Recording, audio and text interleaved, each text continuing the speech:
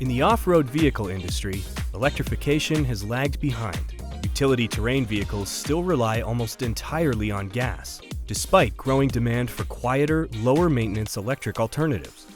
Superpowers Mobility was founded to change that. SPM is building a universal electric powertrain that can retrofit nearly any UTV, bringing electric performance to off-road vehicles without replacing the platforms riders already use. To move from early concepts to a working proof-of-concept vehicle, SPM joined Innovation Works through Alpha Lab and the Robotics Factory Scale program. With early funding, hands-on mentorship, and access to prototyping resources, the team accelerated development and strengthened their path to market.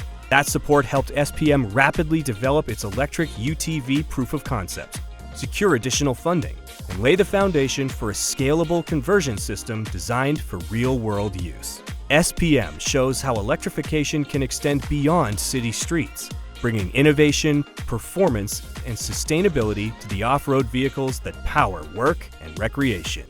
Innovation Works, empowering founders building what's next.